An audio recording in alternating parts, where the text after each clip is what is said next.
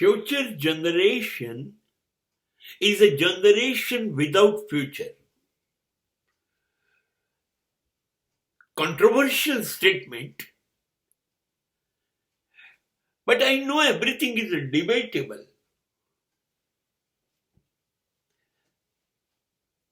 Why? Future generation is a generation without future. Is it true or not? No. I have my mixed opinion. હા, જે જૂની પેઢી 60-65 વર્ષે મુશ્કેલીથી પોતાનું ઘર બનાવી શકતી, 10% લોકોએ કદાચ 4-વ્હીલર જોયું હતું. મોબાઈલ તો હતા નહીં એ જમાનામાં. બ્લેક એન્ડ વ્હાઇટ ટીવી જોયા હશે તો થોડા નાના 19ના કે એવા 24ના કલર ટીવી જોયા હશે, નાનકડા ફ્રીજ જોયા હશે. માંડ એ લોકોએ આ બધું ભેગું કર્યું હશે. એમણે દીકરાઓને ભણાયા હશે, દીકરીઓને પરણાવવાની અંદર ખોવાઈ ગયા હશે, બીમારીઓ કાઢી હશે, સમાજને સાચવ્યું હશે. આ બધું કરતા એ લોકો ખાસ કશું નવી પેઢીની દ્રષ્ટિએ મેળવી શક્યા નથી. હા, જ્યારે નવી પેઢી છે એની પાસે અત્યારે જ 30 વર્ષની ઉંમર પહેલા, આમ તો 17-18 વર્ષની ઉંમરથી તો આ છોકરાઓ કોલ સેન્ટરમાં વગેરે જગ્યાએ રાત્રે કામ કરતા થઈ જાય, જે જૂની પેઢીના સમયમાં શક્ય નહોતું. 30 વર્ષ પહેલા આ લોકોએ એક નાનકડો ફ્લેટ પોતાને મનગમતા વિસ્તારમાં, 4-વ્હીલર, રોજના યુઝ માટે 2-વ્હીલર, સસ્તો નહીં એવો 1-8 લાખ રૂપિયાનો મોબાઈલ, ઘરમાં ટોપ ક્વોલિટીનું TV, refrigerator, washing machine, air conditioner, top furniture, આ તો બધું જોઈએ છે. આ બધું આ લોકોએ 30 વર્ષમાં વસાવી લીધું છે. આ લોકો 40-50 હજાર રૂપિયાના પગારમાં તો 20-22-25 વર્ષમાં પહોંચી ગયા. આ બધી વસ્તુઓના હપ્તા એ લોકો ભરી દે છે, પણ કશી વસ્તુ વગર જીવવું નથી. બૂટ પણ બ્રાન્ડેડ, કપડા પણ બ્રાન્ડેડ, ગોગલ્સ પણ બ્રાન્ડેડ. શાનદાર જિંદગી જીવતા થઈ ગયા આ લોકો. અને એવી રીતે જુએ છે વડીલો તરફ, જાણે એમની દ્રષ્ટિ કે એમનું વર્તન એવું કહેતું હોય. આ બધું ભેગું કરતા 60 વર્ષ નથી લાગ્યા. જોયું ને, તમારી જેમ અમે નથી જીવતા સડીને. જોઈ લો. કદાચ નહીં બોલતા હોય, હવે તો બોલે પણ છે. શિખામણ આપવાનું રવા દો, બસ તમે વચ્ચે ના બોલો, દરેક બાબતમાં તમને સમજ નથી પડતી. હા, અને આપણે ચૂપ થઈ જવું પડશે, કેમ કે આ બધું આપણે 60-70 વર્ષે ભેગું નથી કરી શક્યા, અને આ બધું 30માં. હા, આ લોકોની નજર વસાવી લેવાય એના પર નથી. પ્રમોશન જોઈએ છે, નવી પોસ્ટ જોઈએ છે, નવો બિઝનેસ જોઈએ છે, બિઝનેસની જોડે બીજો બિઝનેસ, એક નોકરી જોઈએ છે, 3-4 સોર્સ ઇન્કમના જોઈએ છે. એક ફ્લેટ, એક ગાડી, એક મોબાઈલ, એવી રીતે જિંદગી નહીં ચાલે. એક તો રહેવા માટે જોઈએ ને, પાછું ઇન્વેસ્ટમેન્ટ કરવાનું. ધૂમ ધડાકાથી આ પેઢી શેર બજારમાં પ્રવેશી ગઈ છે. હજારો ને લાખો રૂપિયા કમાઈ પણ લે છે, અને ગુમાવે તો બહુ ચિંતા નથી કરતા, કરીશું.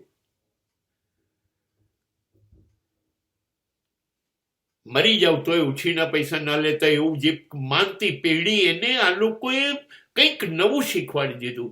અરે પૈસા ઉછીના લઈને જ ધંધો થાય, જિંદગી એમ જ જીવાય.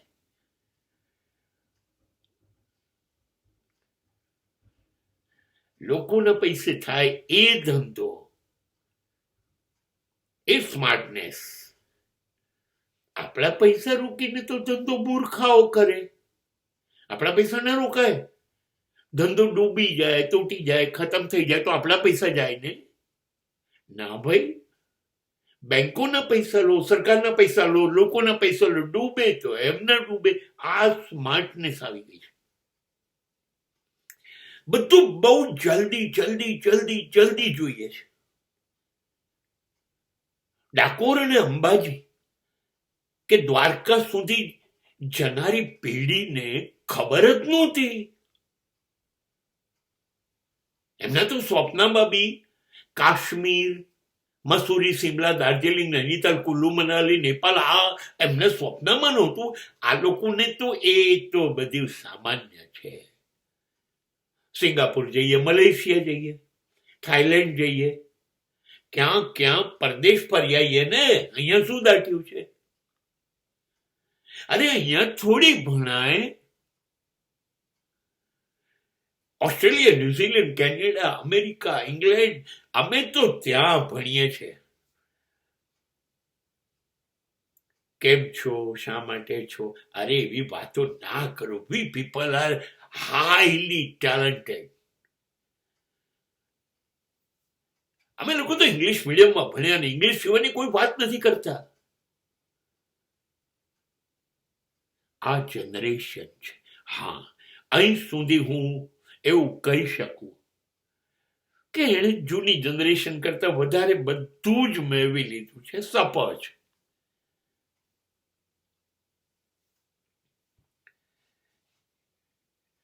એ બધું સાચું છે, પણ શું આ બધું જ મળી ગયું એ સુખ છે? એ શાંતિ છે? એ સંતોષનું વિશ્વ છે? એ પ્રેમનું વિશ્વ, લાગણીનું વિશ્વ છે? જવાબ છે ના. તમે ચૂકી ગયા તમારા મા બાપને, તમારી પત્નીને, તમે બેસવાનું ચૂકી ગયા. દીકરા દીકરીઓને એને ફી ભરી દીધી, ટ્યુશન રાખી આપ્યા, ઇંગ્લિશ મીડિયમની સ્કૂલ આપી દીધી. That's all.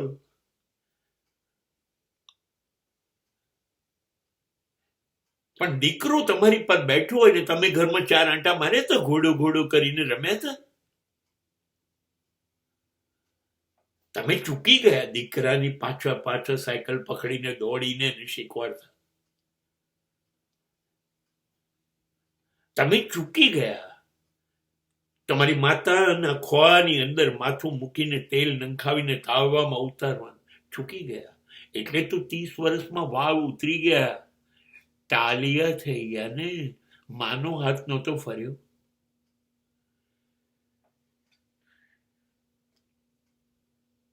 તમે કીધું તમને ખબર ના પડે, એટલે જૂની પેઢીએ સ્વીકારી લીધું કે હા ખબર ના પડે, ખબર ના પડે. એ લોકો 70 વર્ષ સુધી લગ્ન જીવન જીવ્યા. તમે તો 30 વર્ષમાં 70 બ્રેકઅપ કર્યા. કેવી રીતે કહું? કેવી રીતે કહું કે generation next is having a marvelous future?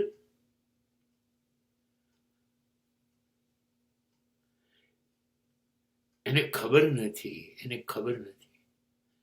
એને નવરાત્રિમાં 9 દિવસના જલસા દેખાય છે. એને ગણપતિ વિસર્જનમાં લઈ આવવામાં નાચવાનું દેખાય છે. એને ઉત્તરાયણમાં ચીસો પાડવાનું દેખાય છે. જૂની પેઢી ચા પીને રોકાઈ ગઈ હતી. ના, તો સિગારેટ અને સિગારેટ કઈ ગાંજા, ચરસ, અફીણ વાય, ડ્રગ્સ વાય.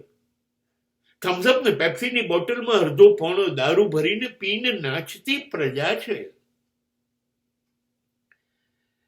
8મા 9મા 10મા ધોરણથી પોતાના વર્ગની કે બીજાના કોઈ પણ વર્ગની છોકરીઓ સાથે પ્રેમમાં પડી અને ઝાડીઓમાં સંતાઈ જતી. આ એ પેઢી છે. કોલેજમાં શું કરશે?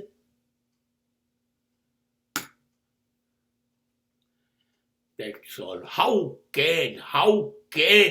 can we say? How can we say generation next is full of future?